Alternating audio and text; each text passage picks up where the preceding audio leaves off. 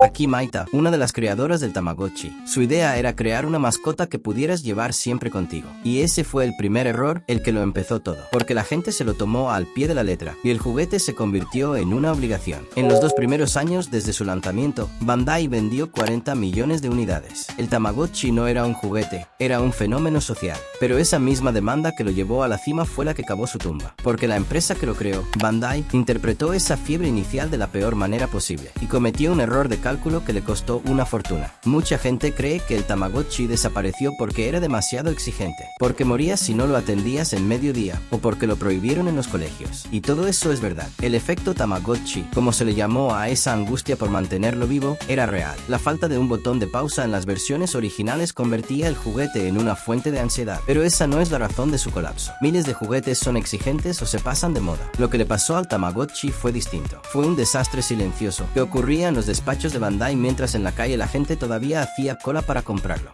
Ahora te cuento el error millonario, pero primero hay que entender la mentalidad de la época. Bandai veía las cifras de reservas en las tiendas y pensaba que la demanda era infinita, pero no lo era. Lo que pasaba es que los clientes, desesperados por conseguir uno, hacían reservas en varias tiendas a la vez. Planeaban comprar el primero que llegara y cancelar el resto. Bandai contaba cada reserva como un cliente nuevo, un error fundamental de lectura de mercado. Y lo que nadie te dice es que la propia empresa estaba rota por dentro. Mientras el departamento de ventas veía cómo el stock empezaba a devolverse a los almacenes, el departamento de diseño seguía sacando nuevas series como si nada. La comunicación interna no existía. Fabricaban a ciegas, asumiendo que el éxito duraría para siempre.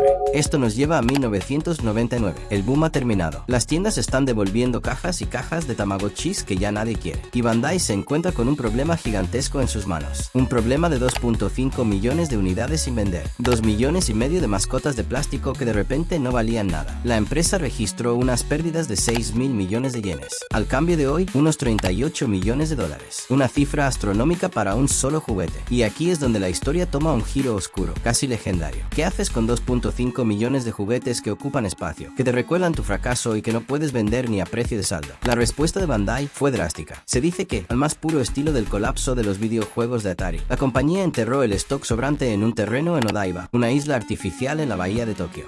Aunque la historia no está confirmada oficialmente por Bandai, varios medios japoneses se hicieron eco de ella, y tiene todo el sentido del mundo. Destruir esa cantidad de plástico habría sido un desastre logístico y de imagen pública. Enterrarlo era una forma rápida y silenciosa de hacer desaparecer el problema. El error no era ya un número en un balance de cuentas, era un cementerio de mascotas virtuales. Pero el problema del Tamagotchi no era solo externo, también estaba dentro, en su propio código. El diseño original era brutal. La mascota virtual no solo se enfadaba o se ponía triste si la descuidabas, moría, y la muerte era permanente. En las versiones japonesas aparecía una lápida. En las americanas, más políticamente correctas, te decían que había vuelto a su planeta. El resultado era el mismo, una pantalla inerte y la sensación, para miles de niños, de haber fallado, de haber matado a su mascota. Esto generó una reacción emocional tan fuerte que se convirtió en objeto de estudio. El vínculo que los niños creaban con ese pequeño huevo de plástico era increíblemente poderoso, y su muerte podía ser traumática. Padres y psicólogos empezaron a cuestionar si un juguete debía tener ese poder sobre las emociones de un niño. Y por si la presión emocional fuera poca, estaba la presión social. Las prohibiciones en los colegios no eran un capricho. Los Tamagotchis pitaban en mitad de clase, los niños se distraían, y el juguete pasó de ser un compañero a ser un problema. Esta limitación de uso durante el día hacía todavía más difícil mantenerlo con vida, creando un círculo vicioso de estrés y abandono. A todo esto hay que sumarle un factor que Bandai no supo controlar: las copias. En cuanto el Tamagotchi se hizo popular, el mercado se inundó de imitaciones baratas. Eran de peor calidad, pero a menudo incluían más funciones o personajes. Para un niño, la diferencia era mínima, pero para Bandai, cada copia vendida era un clavo más en el ataúd de su producto original, especialmente fuera de Japón, donde el control era más difícil. Así que tenemos la tormenta perfecta: una sobreproducción masiva basada en datos falsos, una comunicación interna desastrosa, un diseño de juego que generaba ansiedad y trauma, prohibiciones que limitaban su uso y un mercado saturado de imitaciones. Con este panorama, parece un milagro que la marca sobreviviera, y sin embargo, lo hizo. La creencia popular es que el Tamagotchi desapareció para siempre a finales de los 90, pero eso no es cierto. Lo que hubo fue un colapso, un invierno nuclear para la marca,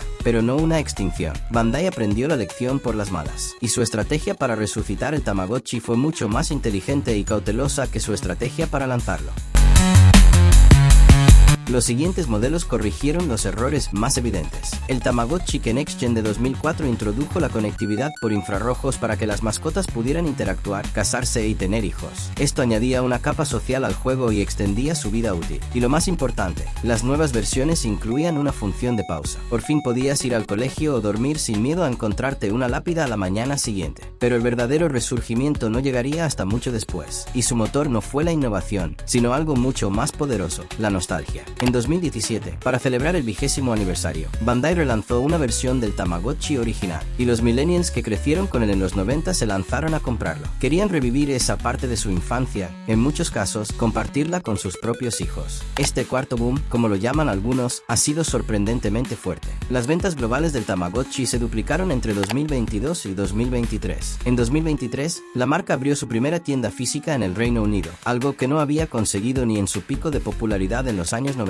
A fecha de 2025, se han vendido más de 98 millones de unidades en todo el mundo. La mascota que fue enterrada en un descampado de Tokio había vuelto de entre los muertos. Y aquí la historia podría terminar con un final feliz. Pero hay un último giro, un error final que la propia Bandai ha introducido en sus reediciones más recientes y que está frustrando a una nueva generación de jugadores. Si compras un Tamagotchi de primera generación hoy, te encontrarás con que es mucho más difícil de cuidar que el original. Y la razón está en la comida. En las reediciones, si alimentas a tu mascota con demasiados snacks o golosinas, puede enfermar y morir prematuramente, incluso si sus barras de hambre y felicidad están al máximo. Esto es algo que no ocurría de forma tan drástica en las versiones de los 90. Foros como Reddit o Tamatalk están llenos de usuarios nuevos quejándose de que sus mascotas mueren sin razón aparente, con la salud a tope. Es un pequeño cambio en la mecánica, pero demuestra lo delicado que es el equilibrio de un juego así. Un pequeño ajuste puede convertir un reto divertido en una experiencia frustrante. Y es irónico, la lección que Bandai parecía haber aprendido sobre la ansiedad del jugador, sobre no castigarlo de forma desproporcionada, parece haberla olvidado en el detalle más pequeño. Es un recordatorio de que el éxito de un juguete así pende de un hilo muy fino. El equilibrio entre el cuidado y el castigo, entre la atención y la frustración, es lo que lo define todo. Y en su intento de añadir una capa de realismo, quizá han tropezado de nuevo con la misma piedra, la de hacer un juguete que, en lugar de compañía, genera una pequeña dosis de angustia. Lo que nos lleva a la pregunta final: ¿cuál fue el verdadero error del Tamagotchi? ¿La sobreproducción? ¿El diseño original que lo hacía morir? ¿Las copias? La respuesta es que no hubo un solo error, hubo una cadena de ellos. Pero si tuviéramos que buscar el origen, el fallo fundamental del que nacieron todos los demás, sería este. Bandai confundió un juguete con una mascota. Crearon un objeto que exigía el compromiso emocional de un ser vivo, pero lo vendieron con la lógica industrial de un producto de consumo masivo.